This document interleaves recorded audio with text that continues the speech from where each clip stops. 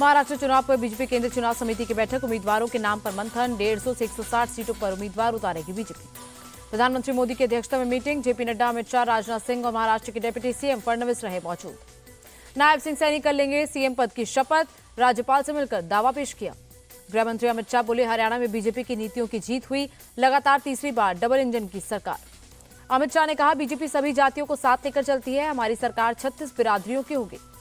Party अगर चौकीदार बनाएगी तो वो काम भी निष्ठा से करूंगा, बीजेपी नेता अनिल विज का बयान। बीजेपी सांसद किरण चौधरी ने की नायब सैनी की तारीफ, कहा वो सबको साथ लेकर चलते हैं। 18 अक्टूबर को चंडीगढ़ में कांग्रेस की बैठक, विधायक दल का नेता चुनेगी पार्टी। पिछली विधानसभा में भूपेंद्र हुड्डा थे विधायक दल के नेता। हार के बाद भी कांग्रेस में गुटबाजी, भूपेंद्र हुड्डा ने 18 अक्टूबर की बैठक से पहले नवनिर्वाचित विधायकों के साथ की बैठक के जरिए भूपेंद्र हुड्डा ने किया शक्ति प्रदर्शन, कहा अनौपचारिक मीटिंग थी, विधायक मिलना चाहते थे।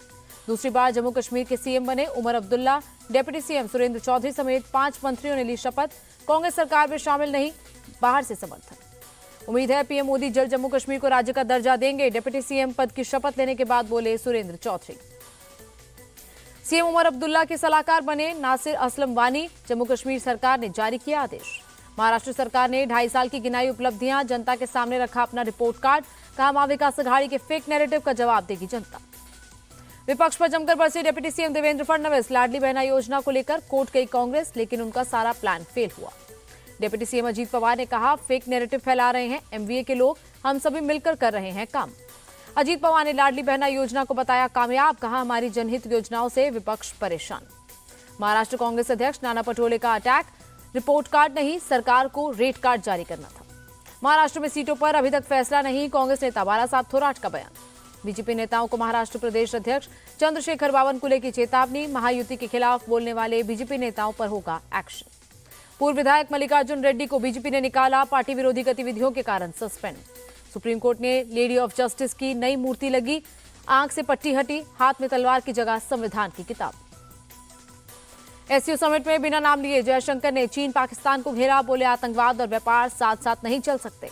एससीओ सम्मेलन में विदेश मंत्री एस जयशंकर ने कहा, बेहतर रिश्ते के लिए ईमानदार पड़ोसी और भरोसा जरूरी, अगर भरोसा नहीं तो कुछ नहीं। एससीओ समिट में 8 दस्तावेजों पर हस्ताक्षर, विदेश मंत्री एस जयशंकर ने दी जानकारी। एनएसजी के स्थापना दिवस पर पीएम मोदी ने दी बधाई, कहा राष्ट्र की सुरक्षा में एनएसजी का अटूट समर्पण। पीएम के संसदीय क्षेत्र वाराणसी को बड़ा तोहफा, गंगा नदी में बने 137 साल पुराने मालवीय पुल की जगह नए पुल को मंजूरी। 2642 करोड़ रुपए की लागत से बनेगा नया पुल। नए पुल में 4 रेल लाइन, 6 लेन की सड़क होगी। पूर्व क्रिकेटर अजय जडेजा बने नवानगर के अगले जाम साहब, नवानगर के पूर्व महाराजा ने जारी किया बयान। दिवाली से पहले केंद्र कर्मचारियों को बड़ा तोहफा, महंगाई भत्ता 3% बढ़ा। Institute of chartered accountants of India का ग्लोबल एथिक्स डे कार्यक्रम, बतौर चीफ गेस्ट पहुंचे इंडिया टीवी के editor in chief Rajat Sharma, कहा मौजूदा समय में एआई ने बड़ी चुनौती खड़ी की। इंडिया टीवी के editor in chief Rajat Sharma ने किया खो खो विश्व कप 2025 के लोगों का अनावरण, बोले ये खेल ओलंपिक में आए, यही मेरी शुभकामना। बहराइच घटना के बाद शहर में बढ़ाई गई सुरक्षा, पूरे इलाके में आरआरएफ और पुलिसकर्मी तैनात। डीजीपी प्रशांत कुमार ने बहराइच हिंसा को लेकर की समीक्षा बैठक, जिम्मेदार पुलिसकर्मियों और अधिकारियों से रिपोर्ट तलब की। बहराइच हिंसा में अब तक 11 एफआईआर दर्ज, 55 लोग गिरफ्तार। रामगोपाल मिश्रा के पोस्टमार्टम रिपोर्ट से खुलासा, शरीर में मिले 22 छर्रे, आरोपी अब्दुल हमीद के 12 बोर की बंदूक से चली थी गोली। केंद्रीय मंत्री गिरिराज सिंह की स्वाभिमान यात्रा पर जेडीयू का तंज, यात्रा की क्या जरूरत, सभी हिंदू सजग हैं। बिहार के लॉ एंड ऑर्डर पर तेजस्वी यादव ने सरकार को घेरा, कहा कोई ऐसा क्षेत्र नहीं जहां मर्डर, लूट और अपहरण जैसी वारदात नहीं। कानून व्यवस्था के बहाने तेजस्वी यादव का नीतीश पर निशाना, अब वो थक चुके हैं, हम उनकी हालत देख सकते हैं। अयोध्या पहुंचे कांग्रेस यूपी प्रभारी अविनाश पांडे, अजय राय के साथ हनुमानगढ़ी में पूजा अर्चना की। दिल्ली की 1731 कच्ची कॉलोनियों को लेकर सरकार का फैसला, बिजली कनेक्शन के लिए अब एनओसी की जरूरत नहीं।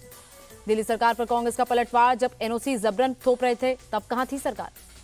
बिहार के सिवान में जहरीली शराब से 7 लोगों की मौत, 10 से ज्यादा लोग इलाज के लिए अस्पताल में भर्ती।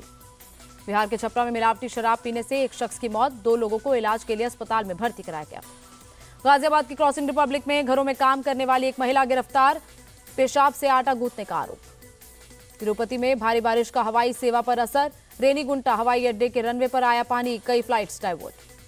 चेन्नई के पट्टालम में भारी बारिश से जलभराव, लोगों के घरों में घुसा पानी। आंध्र प्रदेश के नलौर में भारी बारिश, पानी भरने से लोगों को हुई दिक्कत।